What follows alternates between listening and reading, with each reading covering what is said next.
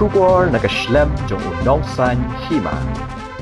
Hagastap jong ka atpo henyo tarik ubna jilio arja apusau, lai tali kikali jong ki nong tray ka company Joint Stock Company, Industrial Association ke bana nongba Delhi ke bapentray ka surok nong ston wa kaji, kila ing kat ba kidang penyeng hakawe ke Jakasa ke badan hapo kasnong latway tang West Khasi Hills, hak bala subajur bakila syak thang dusmon hakibriu kibam shem naktib laki de ki a.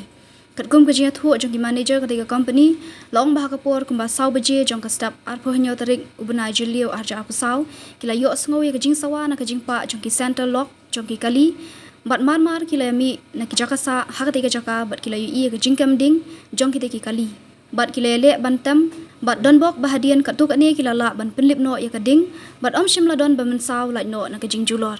Syuk kila thuru banalor ki te ki lai tali ki kali, ka wei ka machine lani ka kor pu shilum kabadan hasurok nong ston kenro hakash nong mau thung kper kala sha thang dusman la ongru ba ka jingdu na ka ni ka jingsha le dusman kala kot shaka shiklur ai shu la ongru bahlor ka ni ka jingja na kalyang jong ka company kala dabru ban lejbu ya ka jing ujor shaki pulet ka nong ston.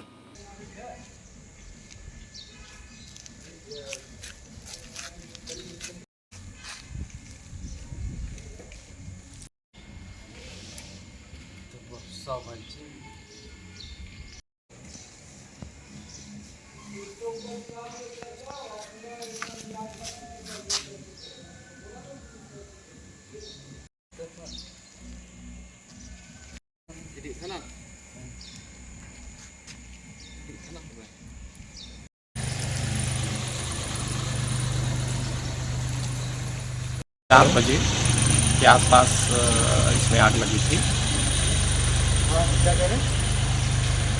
तो हमारा एक साइट पर एक्सपेटर भी जला दिए थे, तो साइट से फ़ोन आया दीक्षित साहब के पास कि सर साइट पे एक्सपेटर जल गया है। तो उसको देखने के लिए निकले और इसमें आग लगी तो सेंटर लॉक से आवाज़ आई, तो बाहर निकल के देखे तो आग जली थी। फिर हम लोग मिलकर सब लोगों ने बुझाया, सारे स्टाफ के उसमें दिखे हैं लेकिन पहचान में नहीं है।